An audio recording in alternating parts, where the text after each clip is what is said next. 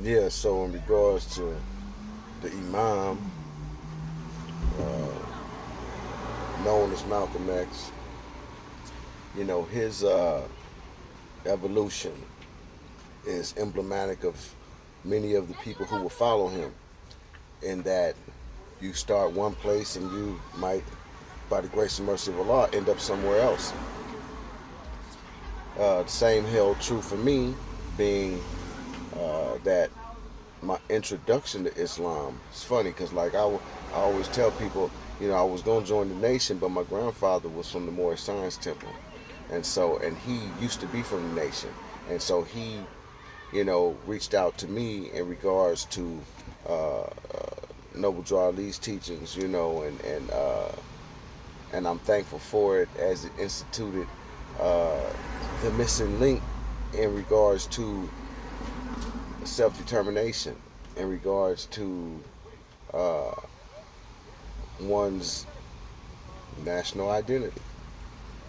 Uh, as Allah has decreed, alhamdulillah, my own evolution led me to what people would call so-called Orthodox Islam. I just call it Islam, you know, and and it's been transformational in my life in so many ways.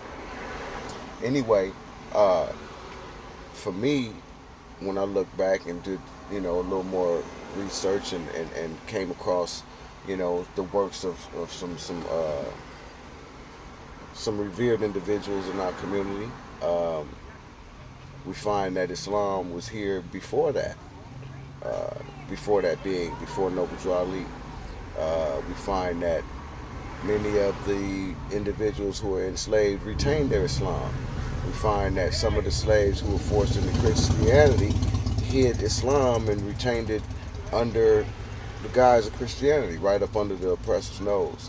We find, manuscripts with handwritten Quran, surahs and ayats from Quran.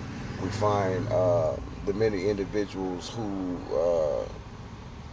left footprints that relink us and connect us back to our Islamic heritage. And it's our Islamic heritage. You understand what I'm saying? Like, people will make you feel like, or try to make the ones who aren't firm in their, resolute in their knowledge, right, feel like they're trying to be something like someone else. Oh, that's a bunch of BS, and leads you nowhere, because any real scholar can truly bust that out. Uh, so, um, bringing it full circle to uh, uh, us being related. Uh, I think as a model, I think we have it, right. But I also think that, like I said, the missing key uh, for the so-called African American in this country, in general, but for the Muslim in particular, right? You know, Moorish nationality is your Islamic heritage. If you don't assume it, someone else will. If you leave it an abandoned edifice, right, where all your rights are retained, and when one knows how to establish itself and operate in this country, free of the encumbrances of corporate the corporate United States, uh, you understand how intricately woven one's nationality is into the notion of freedom. Um, and so these imams and these people with these titles, right, who are proficient in Islamic knowledge, no doubt, but they're proficient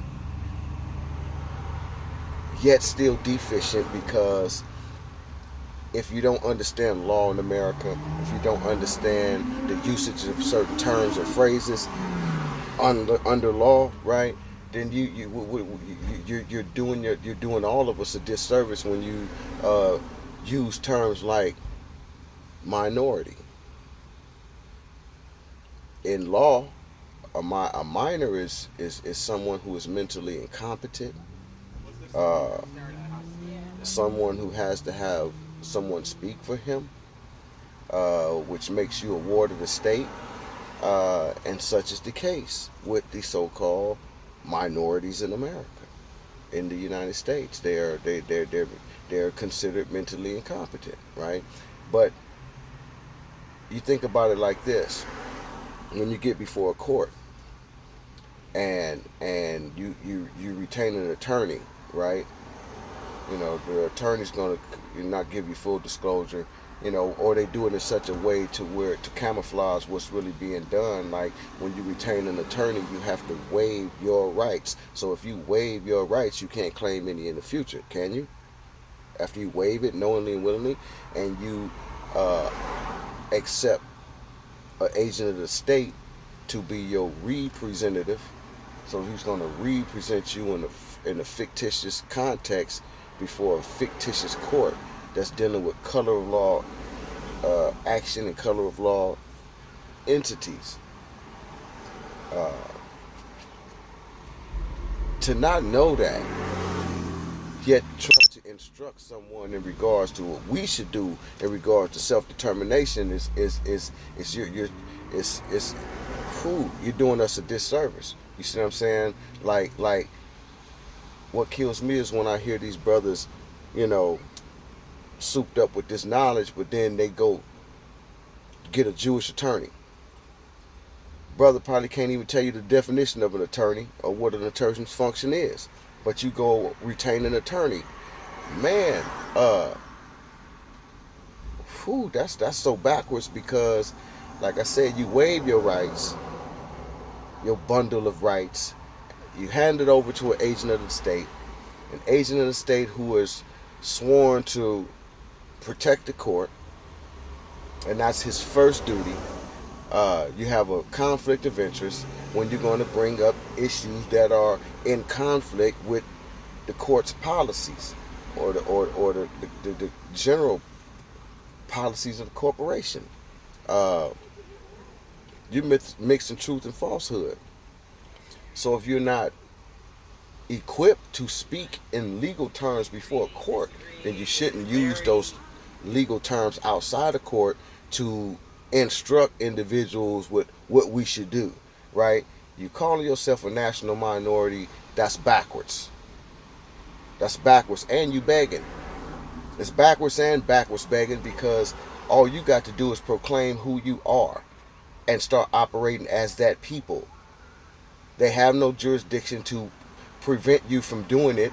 What keeps us from doing it is our lack of sophistication in that area, period, point blank.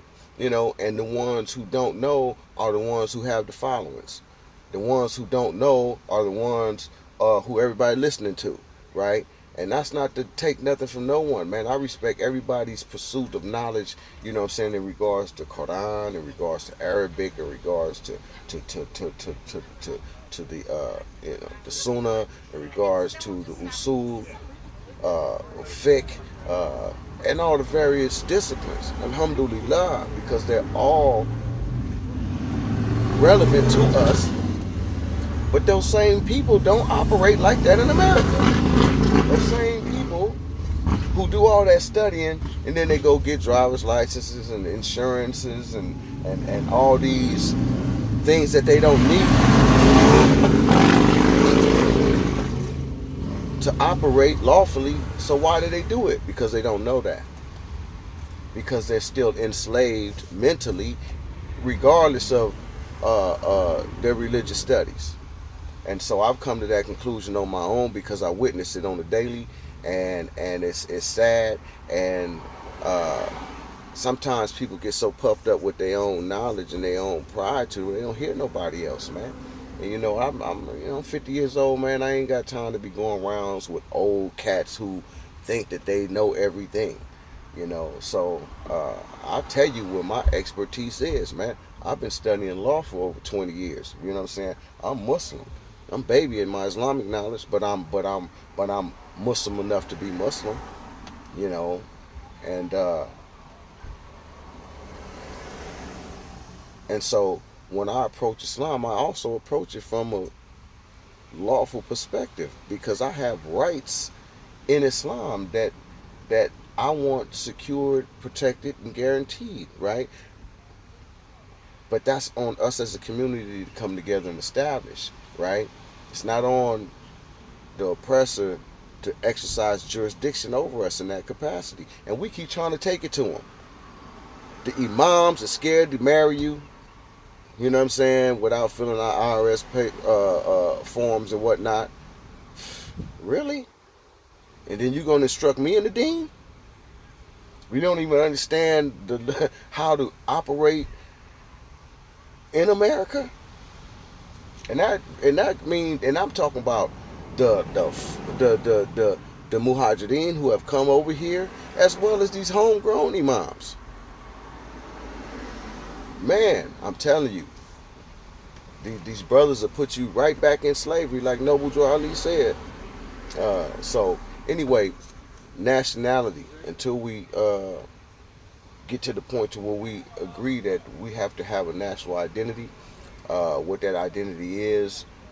You know what I'm saying? We have to go some rounds or whatever. You know what I'm saying? I'm telling you that Moorish nationality is what connects you to your Islamic past. You can be talking about Africans and Africans and Africans, talking about the whole continent. You know what I'm saying? And when you say Africa itself, that does not necessarily denote Islam.